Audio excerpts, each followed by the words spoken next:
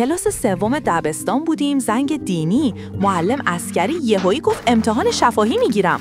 من که هیچی نخونده بودم استرس گرفته بودم.